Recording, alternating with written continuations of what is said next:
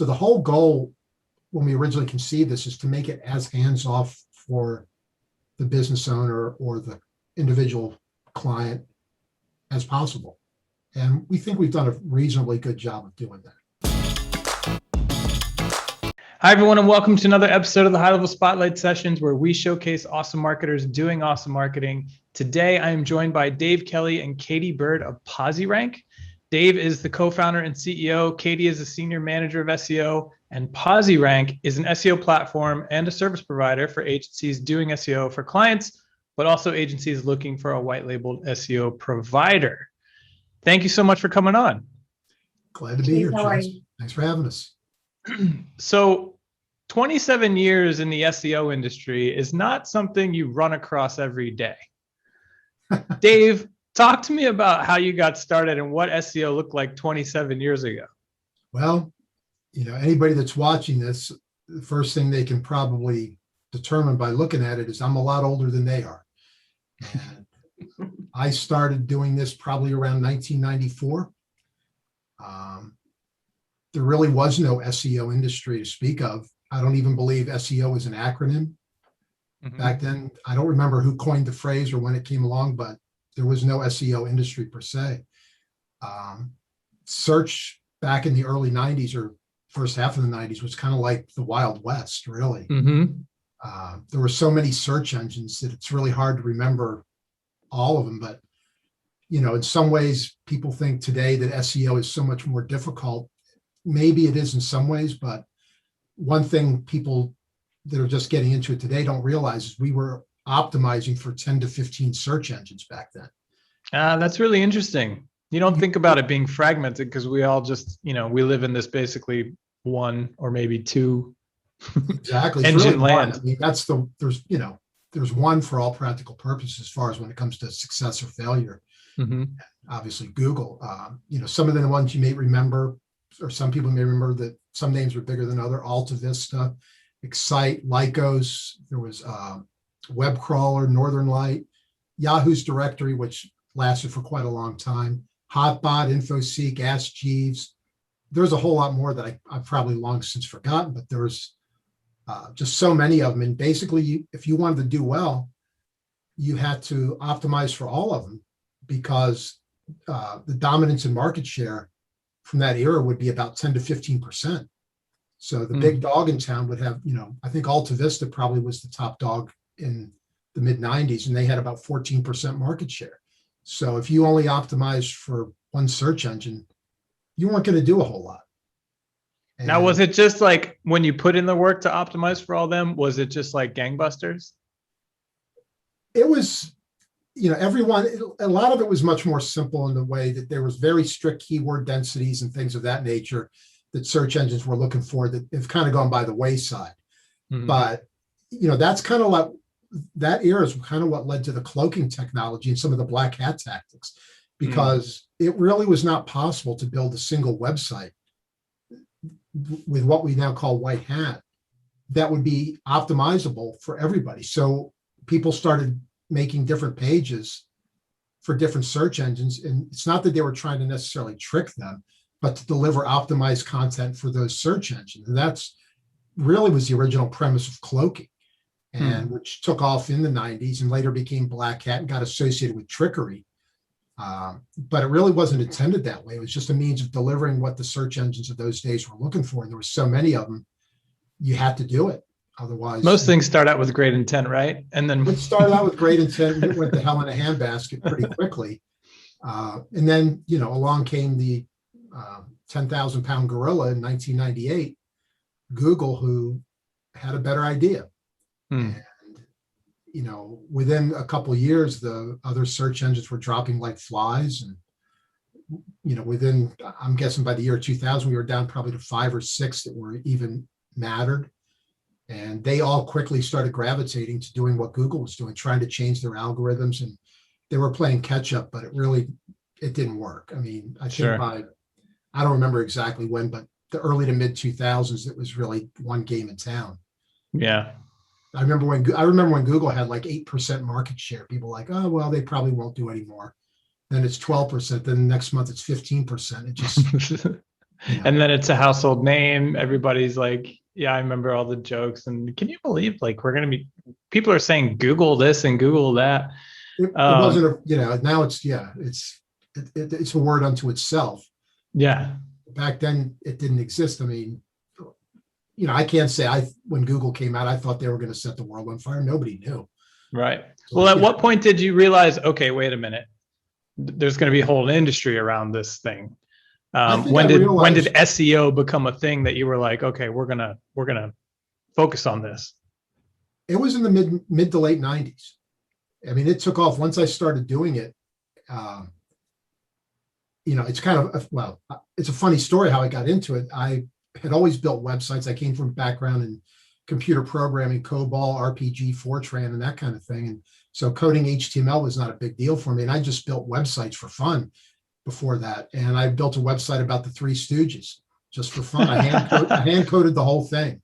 Nice. And the one of the big local paper here in Maryland, the Baltimore Sun, they wanted to do an article on Mo Howard's 100th birthday, and they found my website. Of course, I was ranking #1 in every search engine. And they came over to my house and wanted to do an interview with me about the Three Stooges. Well, the interview started turning into how did people find me on the internet. Oh, wow. And they published this story about the Stooges, and they mentioned how my site is ranked #1 everywhere in the search engines. And they started getting all these inquiries from around the country because the article got syndicated. People wanting to know how I did that and could I do it for them. And that was probably around 94. And from that point on, I said, sure, I'll charge them $10. I'll give them advice. Before I knew it, I could charge them $20, $50. It just it was in demand to where it literally just became a job. I mean, there was no job. And all of a sudden I had, at one point I probably peaked in the early to mid 2000s at about 250 fully managed clients that I was managing. So talk to me about the evolution, right? Because I've met a lot of, let's say, old school SEOs in my day. So the agency that I used to manage was founded as an SEO company.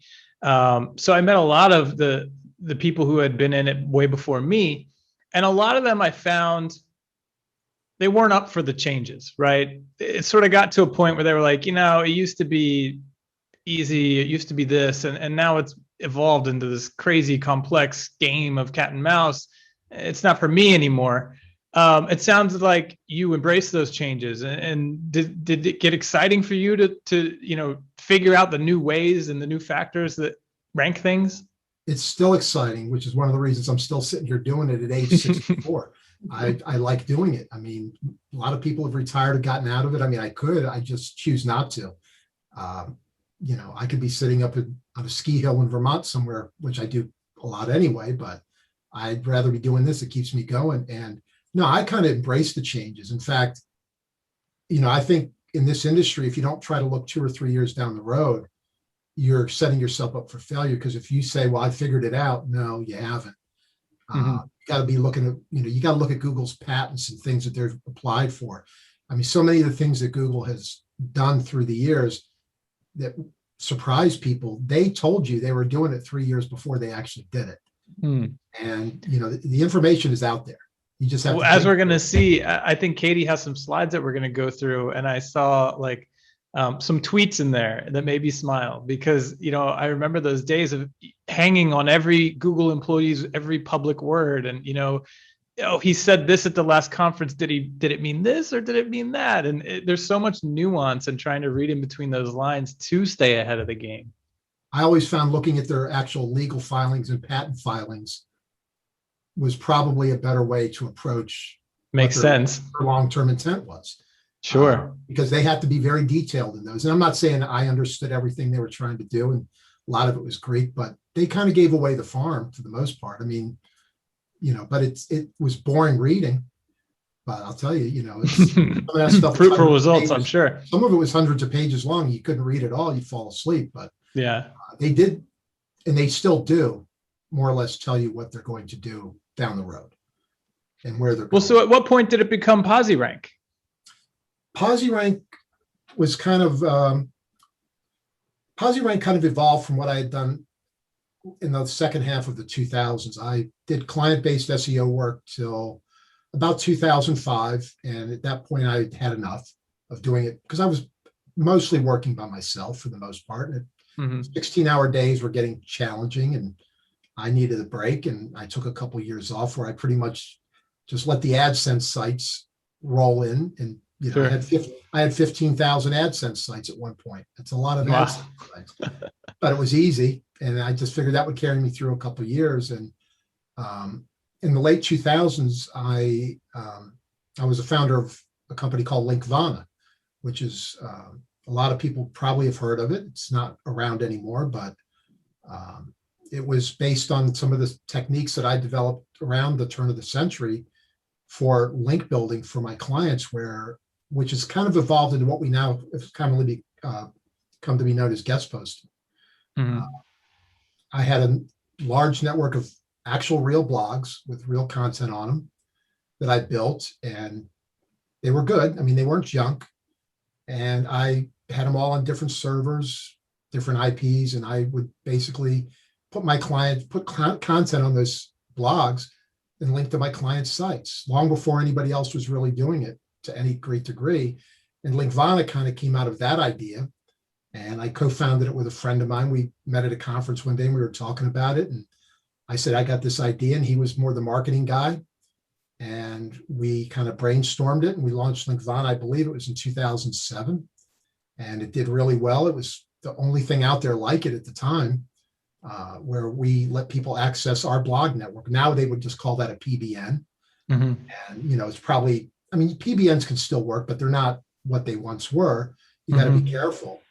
But it was well run and it worked. It worked really well. We were able to get a lot of links for a lot of clients and we helped them rank really well. And I think I sold that business around 2009. I think it was into 2009 we sold Linkvana. And the offshoot of Linkvana was my content writing business called Articles with a Z at the end. That was the writers we used. That was part of Linkvana, but we broke them off separately. We didn't sell that when we sold the business. And that's still going strong. But when I sold Linkvana, the person I sold it to, I stayed in touch with, and they would ask me a lot of questions. And one of them was, they asked me who I would recommend to manage their SEO, because they were not SEO people. And there was a guy that I had grown to know a little bit who followed me when I would write newsletters and things like that. His name was Alex Miller. And Alex, I knew from the first time I met Alex that he was brilliant, and he was, this guy was destined to do really well online. And that's who I recommended to the buyers of Linkvana, that you hire Alex Miller to run your SEO. And they did. And Alex and I became closer, close friends. And he became top, he was a top of the line and still is SEO. He knows SEO better than almost anybody out there today. Mm-hmm. And Alex and I, along with another friend, after 2010, we started talking about building an all-in-one solution. And it took a couple of years to come to reality. We went through a couple of iterations of development that we thought we had an idea that would work, and it wasn't quite right.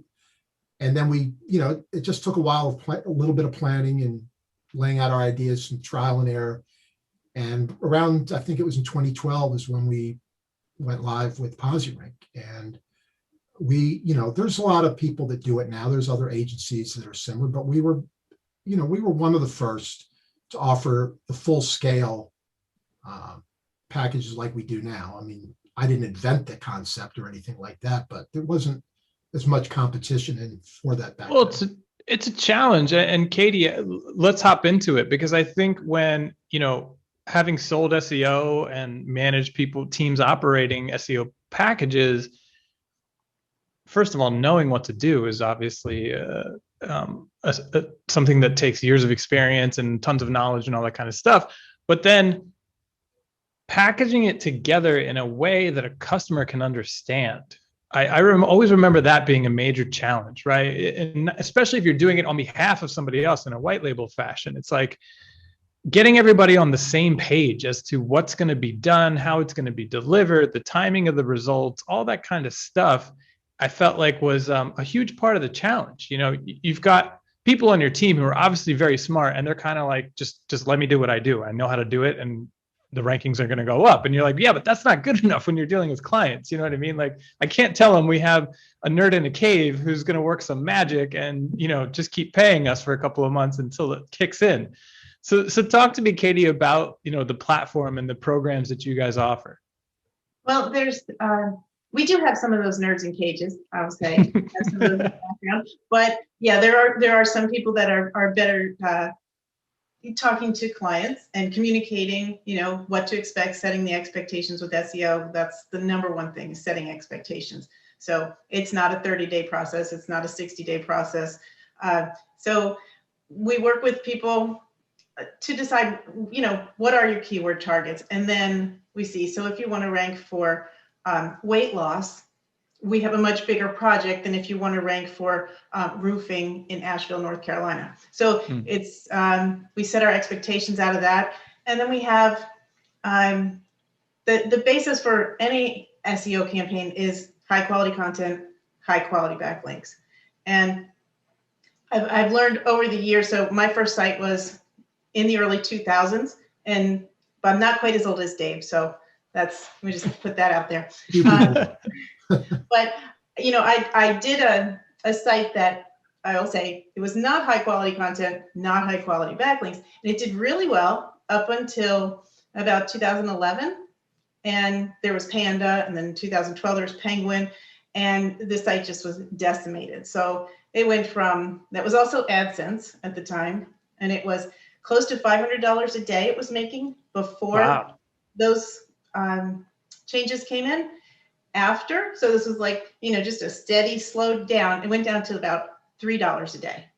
So it was, decimated by those. So it was kind of, okay, what do I have to do to create a site that's not going to happen to? And it came down to, I created sites and tried things worked, things didn't work. I used Linkvana, Dave's Linkvana, and it worked like a champ. So over time, it just came out. It's high quality content, high quality backlinks. And there's a lot of other things now, technical things that SEOs look at, redirects and schema and this and that. But like bottom line is content and links, high quality content, high quality links. I have some checklists that we use when we take a look at a new client site.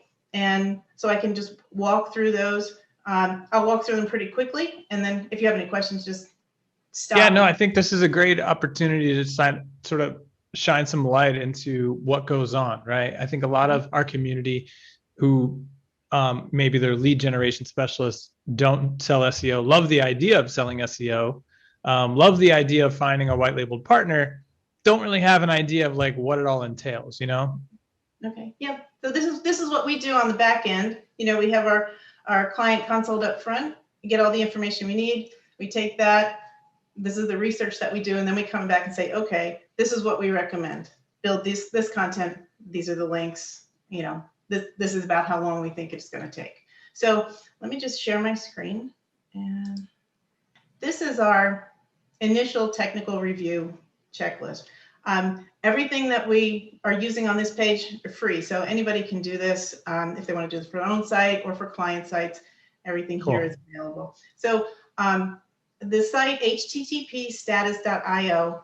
It's very simple. You put just paste your URL in, and it will find all the redirect chains and the status codes. So it'll tell you if your HTTP redirects correctly to your HTTPS. It'll tell you if the www redirects to the URL with or without www. And so when you put them in, you really should have 4 versions of your URL that redirect to one final one, whatever you've decided it should be. And you'd be surprised how many sites have errors right here at the beginning. It's kind of like the basis.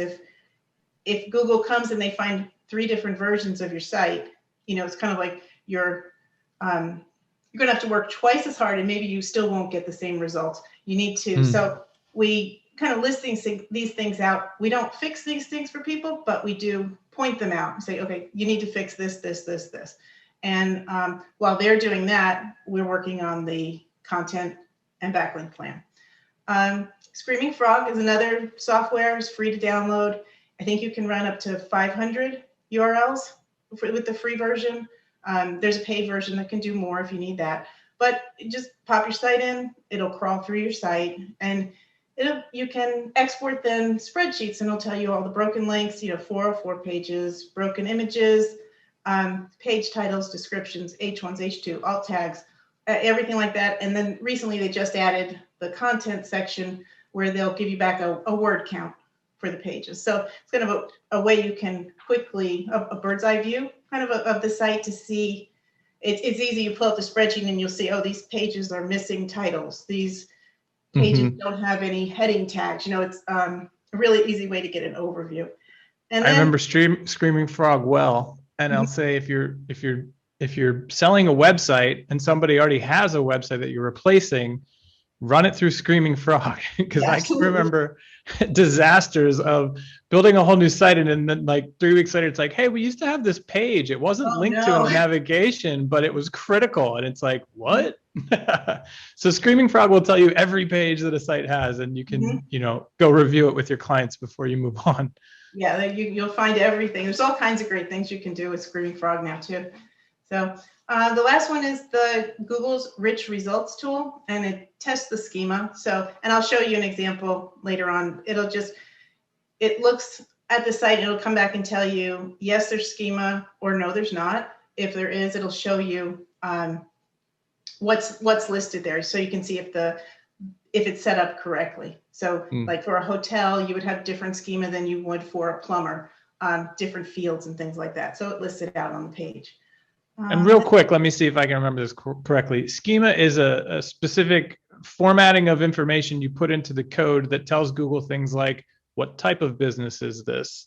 Like within categories that they understand and things like that, right? It's a tagging sort of system. It's so the tags are consistent between sites. So say like if you had a hotel site, you would have 2 hotels would have the same tags, and they would know special events, all those kind of things. So it makes it easier for them to crawl and pull out the relevant information. Yeah. Gotcha. Yeah. So next one is on-site review.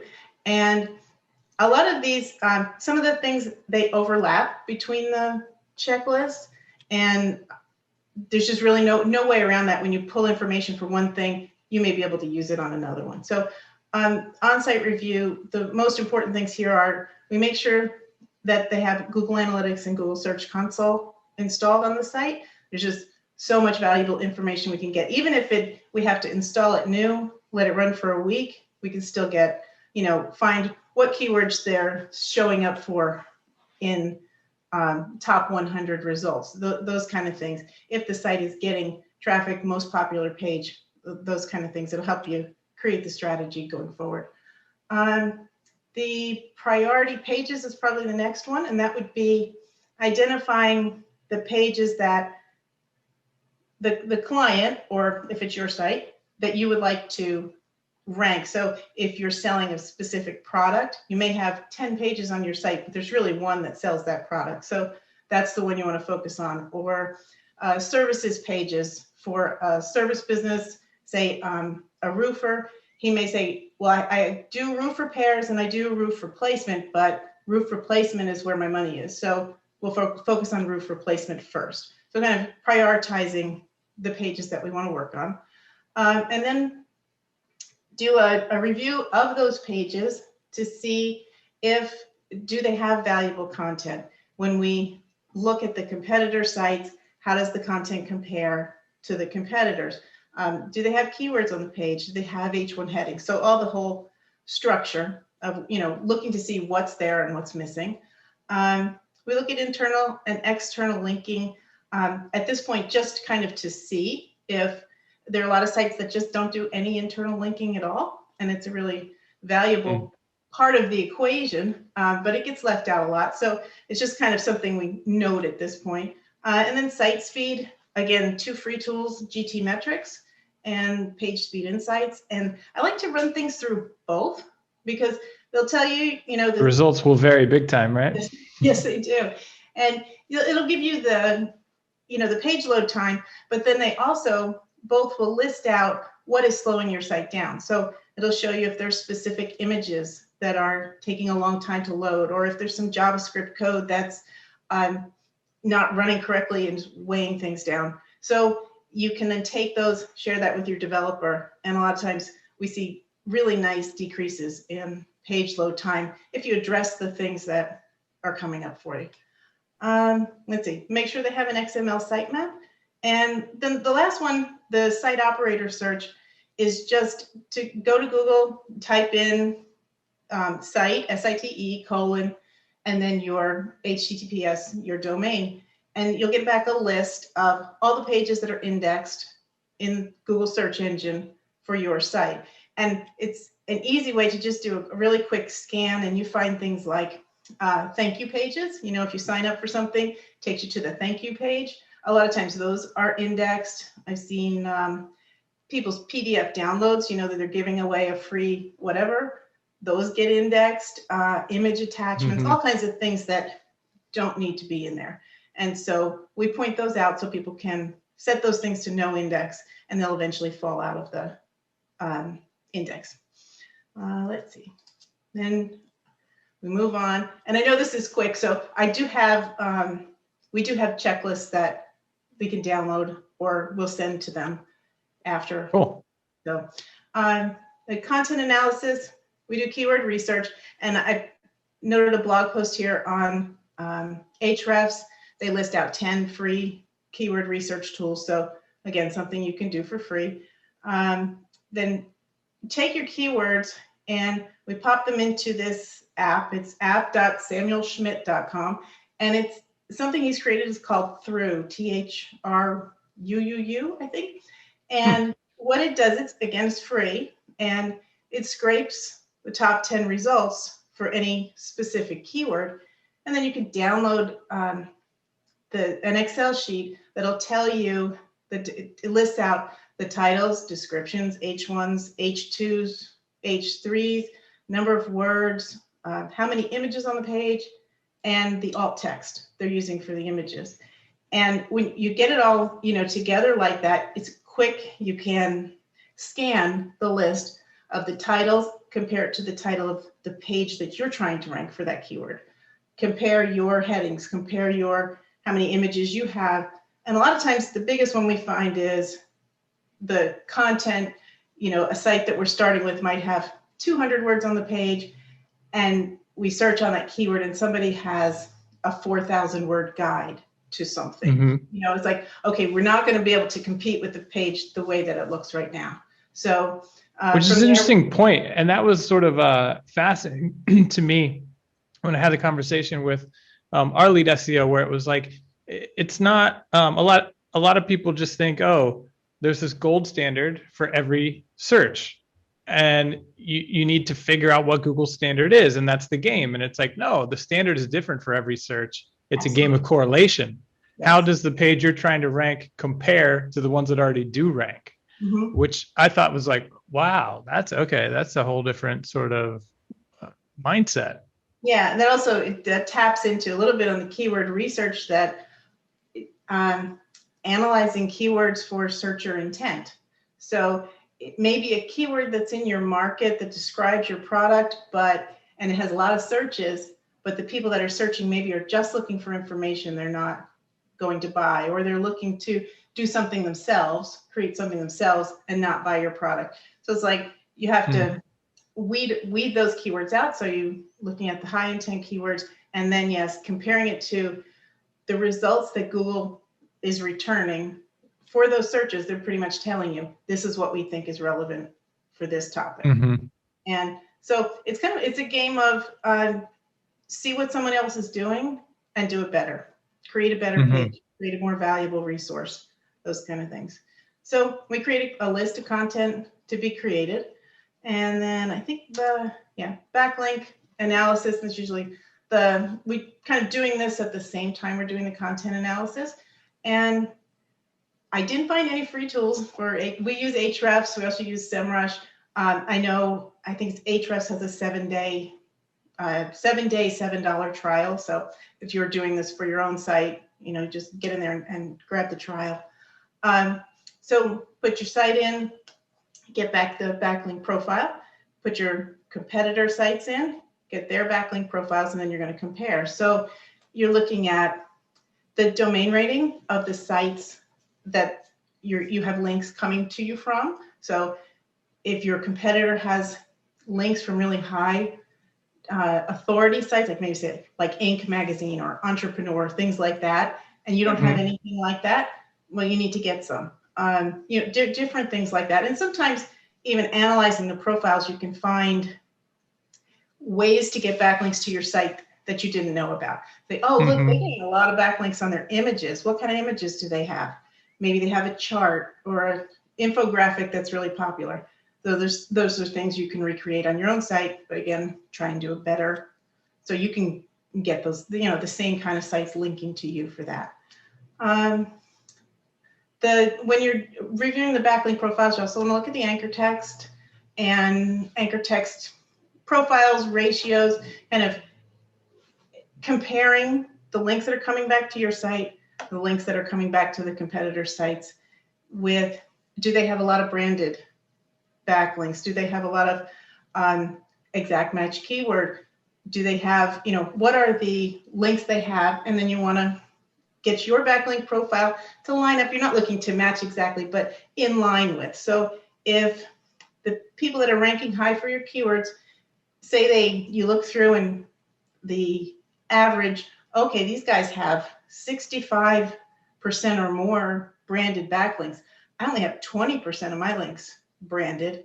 Okay, well, let's focus on branded backlinks. You obviously need to bring that number up. So again, it's just really comparing and trying to emulate the competition, the people who are already ranking, and doing it better. So let's see. So here, I'll show you a little bit. Sometimes it's easier to understand if you see it. So this is not one of our clients. This is just a random roofing site that I found. But for example, this would be, say this was my site or my client's site. So I come and look, the first thing I see is it has very little content. And when I'm looking through the menu, the services button, or the services right there in the middle of the screen, it doesn't have any kind of drop down. It doesn't have any additional pages or anything like that. So I click to the services page, and again, you can see it's a really short page. They have all of their services listed on the one page. So it has 181 words. The title, which is in blue there, see what people are saying about. It doesn't have any of their keywords in. It doesn't have their location.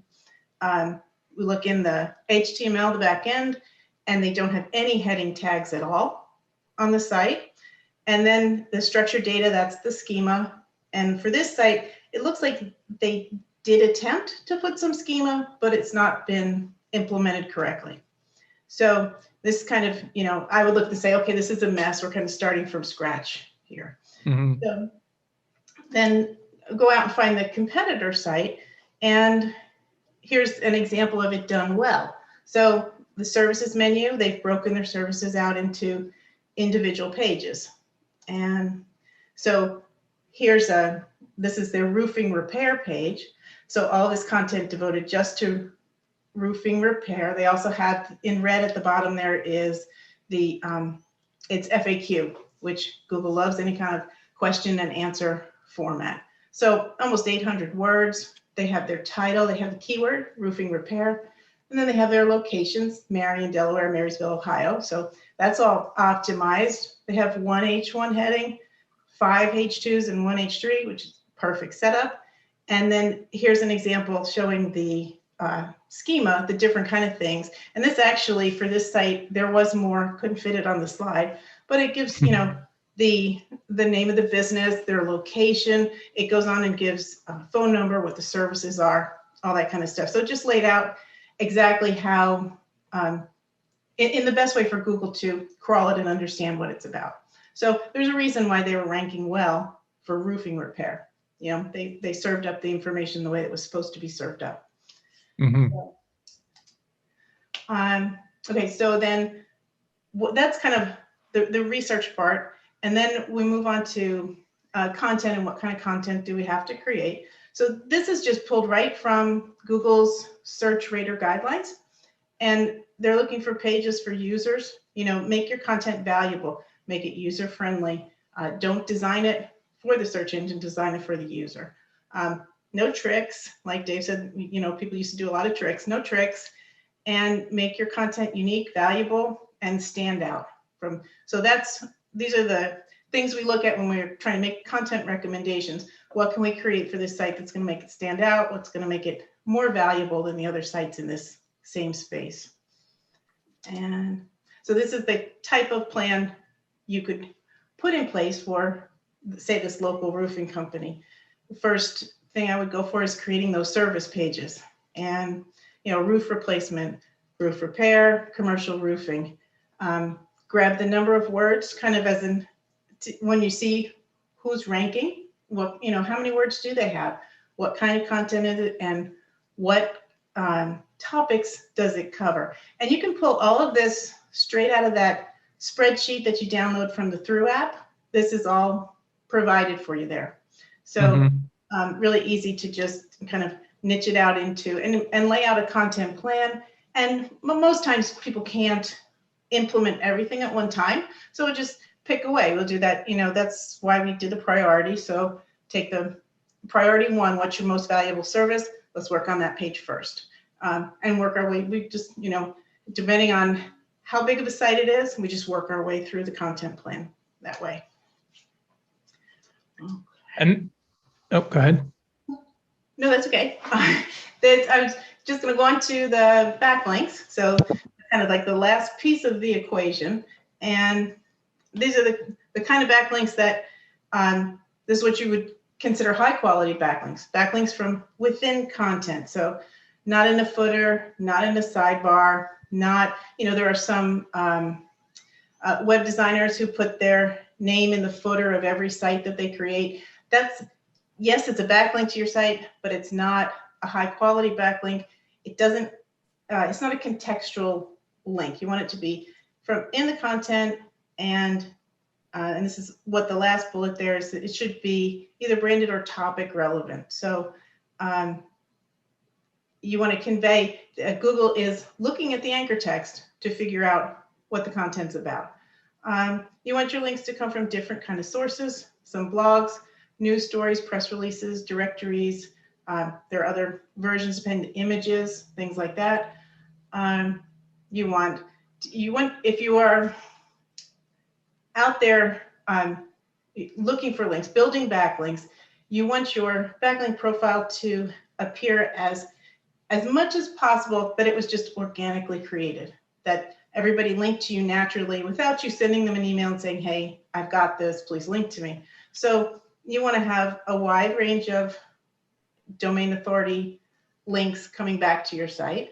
And you also want to have some do follow, some no follow. Do follow is always going to be a larger percentage of your anchor text profile, but you do want to have both in there. So this is the tweets that you were talking about. So John Mueller from Google, so he said, anchor text and image alt text helps us quite a bit in understanding context. So the contextual links, it's the anchor text and the surrounding text that you want to pay attention to when you're getting your backlinks.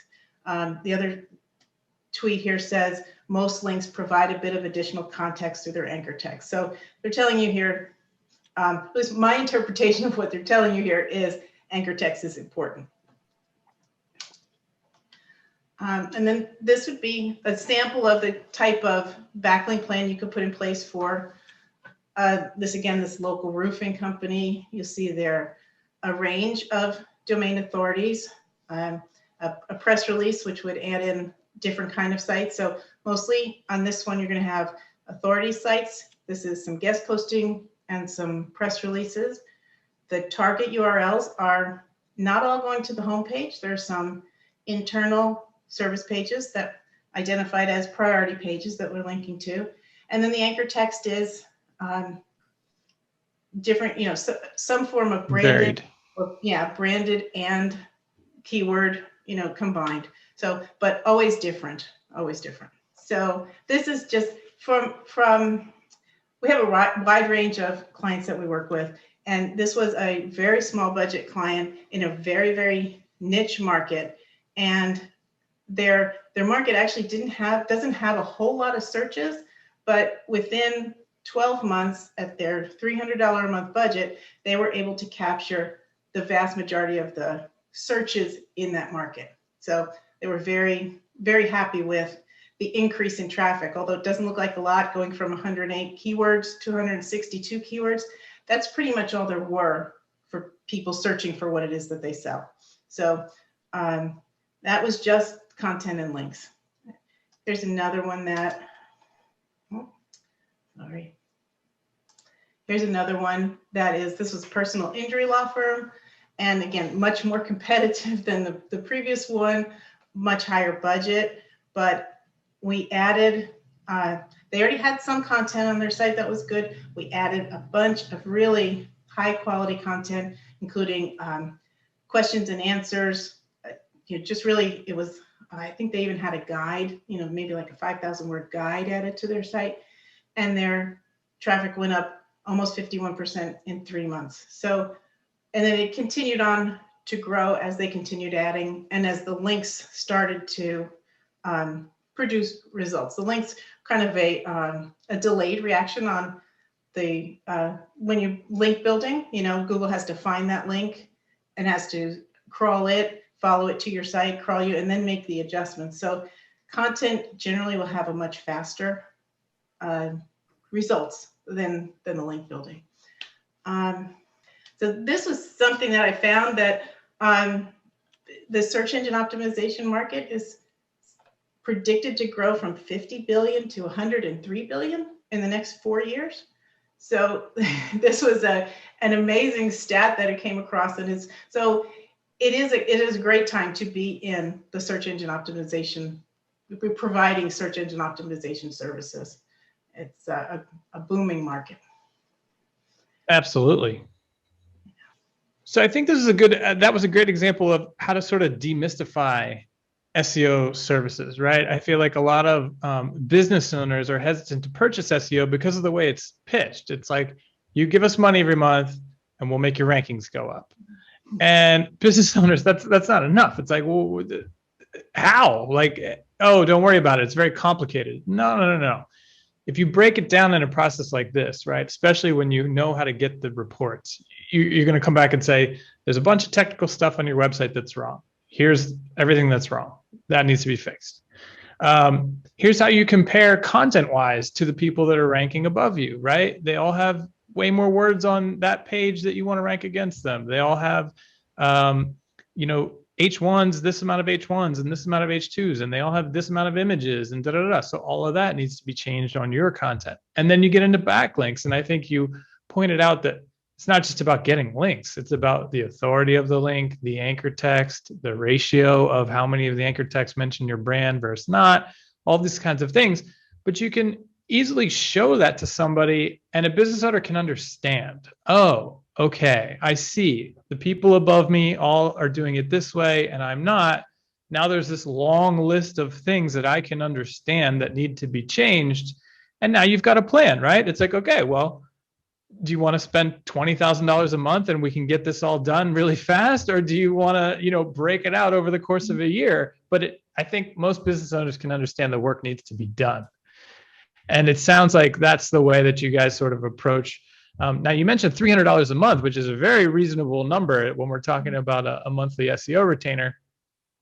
And obviously, a lot of factors go into that. But when you're working with agencies like a lot of the high-level customers in a white label fashion, is that sort of the process that you just outlined that you sort of do on their behalf? Okay, give it, who's the client in question? We're going to go run these reports and we're going to explain to you how to take it back and sell it to them? Well, for the most part, we usually get them once they have the client on board. So, and the reports and things are mostly for our use in coming up with a strategy. However, the agency owners, some of them, they want to be involved and they want to know everything that you're doing, why you're doing it, and, and that's great. We communicate that.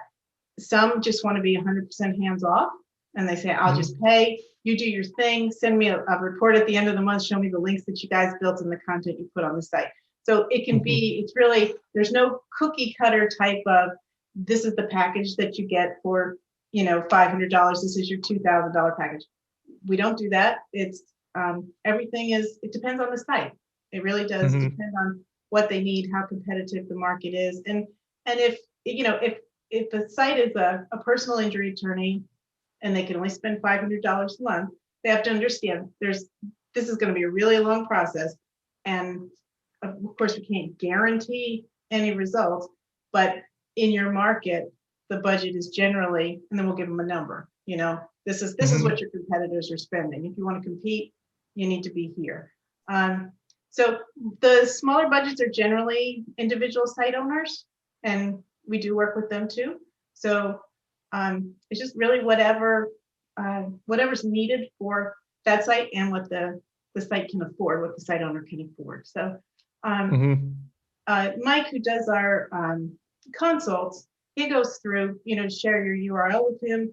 He'll go through and run some numbers, take a look at it, see how it stacks up, talk to you about your budget, and help you figure out, if there's a match here, if there's something that we can provide that they could then pass on to their client. One of the things we did when we founded this, Chase, is personalization was one of our original founding concepts, that we just didn't want the customer to come in and buy a package. I've never found that to be successful, because honestly, I don't think we've ever had two customers with the same needs.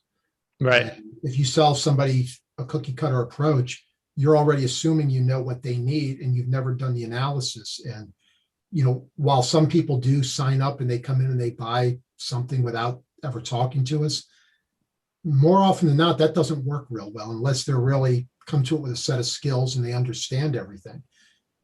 Sometimes they buy things they don't need, and they spend more money than they have to. I've seen that a number of times through the years, where customers think they need X, but they really need Y, and X costs a lot more than Y. And we just try to personalize everything to each customer. And without doing all the steps that Katie outlined, it's really impossible to determine what everybody needs, because everybody's unique. And people do have absolutely. They may not understand SEO, but if this is explained to them, if people can run a business, they can certainly understand our explanation of what this is, what we're doing and why we're doing it. And sometimes, in this industry, there's been a vested interest by the businesses that offer SEO to make it look like there's some sort of black magic powder involved, because it keeps it more secret, when in reality, it's just being competent and thorough. You got to cover every base, that knowing what Google's looking for. And if you do that, more often than not, things are going to turn out pretty good. Yeah. I think one of the challenges for a non-SEO agency getting into it is knowing where to find the data that becomes your roadmap. And a lot of that is through paid tools, like you mentioned. So it's very beneficial to be able to work with a white label partner who already has licenses with all those tools, so that you're not paying this mountain of pricing to get the data that you need for your first SEO project. You know what I mean?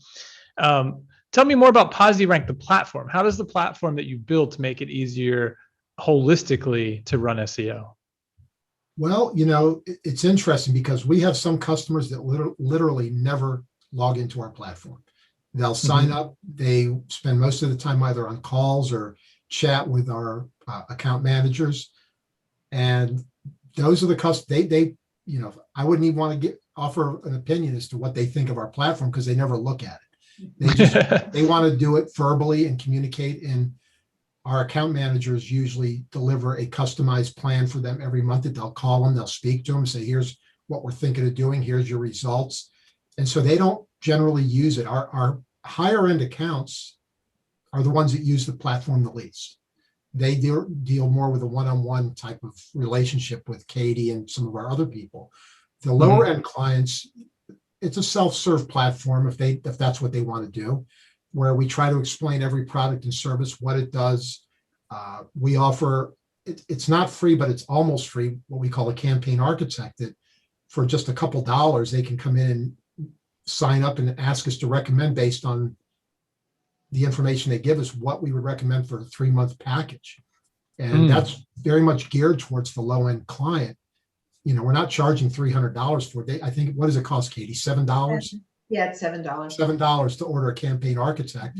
Or one of our specialists will look at all the information they provide, and we'll tell them, here's what we think you need to do based on where you are in the market. And, so you don't have to guess. And, we get a lot of people on the low end that take advantage of that. So the whole goal when we originally conceived this is to make it as hands-off for the business owner or the individual client as possible. And we think we've done a reasonably good job of doing that. Nice. Yeah, I love that. A $7 audit. I mean, you could turn around and sell that for $500, no problem, I would think. And there's no obligation. If they don't want to use what we recommend, that's their choice. Yeah, no, I love that approach, because it's like, hey, you pay us, we're going to do an audit, we're going to give you back a report, and whether you end up working with us or not, the report has value, right? You could take it to anybody who knows what they're doing, and they could follow the plan, and you'll see results. And I think that's a really easy sell to make. Yeah. And cool. That's critical for those employees, for those, not employees, those customers. So you guys have been doing this for a long time. Do you have any idea of how many agencies, businesses you worked with over the years? Oh, God. Thousands. Many thousands. I figured. Some come and some go. People move on, and not everybody who creates an account ever becomes an active customer. That's like that with everybody. I wouldn't even want to try to guess how many actual managed accounts we've had through the years, but it's substantial 4 digits, somewhere in the thousands. So before I let you go, one last question. What would you say to an agency who's not selling SEO? I think the biggest obstacle for those companies is the intimidation factor that they face. And, I agree. And our job is to make it so they can focus on what they do best, whether it be a roofing company or a law firm. They don't need to spend time doing SEO. They just need to need something done. And we want to do it so it's a hands-off process for them and as painless as possible, because other than them hiring a staff to do that, which is going to have a high turnover rate for most of them, and they're not even sure how to hire because they don't understand the process to begin with. That's what we try to focus on, is to make it as hands-off so they can do what they do best. If you're a roofing company, you should be putting roofs on your clients, not spending half your day or working all day and going home at night and doing SEO on your site. And I just think it's the fear factor. Like, how do I sell? Well, you just got to attract the clients, and because we deal with agencies who have clients, they're marketing agencies. Don't be afraid. It's hard to imagine an industry that doesn't need SEO, right? What small business couldn't benefit by ranking higher for the relevant search? Everybody could. It's like, that's the thing. And it's, depending on if you're trying to, like Katie used an example earlier of a local roofing companies in Asheville, North Carolina. It's not that difficult to rank for that. You're not going to have to come in and spend $5,000 a month. It's very, very affordable, and it frees your time up. And that's the biggest thing, because I've seen so many people through the years, they get gung-ho about SEO. They might know a little bit about it. They start and they don't continue. In other words, it becomes overwhelming at some point because you need a full-time staff to do it. And it just becomes overwhelming, and then they stop, and then the rankings fall away and they lose what they built. And our goal is to make it as painless as possible and still make it something that's not going to break the bank for these people. We're not going to try to sell somebody something they don't need, because I've never done that in my life. So I'm not going to start now. So. Sure. But I used to love to sell it against ourselves, right? So if we have an AdWords client or a Facebook ads client, it's like, you don't want to have to pay us forever to do this, right? So you should start with an SEO program, because as your rankings go up, the less you're going to have to rely on ads. And so I think it makes sense in that way too. And it can be a pretty easy sale. And that people don't understand that paid advertising still has an algorithm. It may be a different algorithm, but how much you pay is still calculated by Google based on a multitude of factors. So it's not really any easier. You know, you can Sure. get slammed in on AdWords just as easy as you can on SEO if you do something wrong. Oh, it's definitely easy to waste an ad budget. Oh, yeah, you can blow through tons of money really quickly. I've seen that more often than, Absolutely. Well, Dave and Katie, thanks so much for coming on. The URL is PosiRank.com, by the way. If you're interested in white labeled SEO, just head on over there. Katie, where can they get the slides? Will you shoot me a link where someone can download those and we can put up with the video? Yeah, it's just PosiRank.com/go-HighLevel. And oh, perfect. You can set up a 30-minute free call. Just put in the notes that you'd like the downloads, and we'll send them right out to you. So, but I'll send awesome. Well, thanks so much for that on behalf of the community. All right. Thanks for having us. Thanks, Chase. Absolutely. Thanks for coming on, guys, and thanks for watching. We'll see you in the next episode.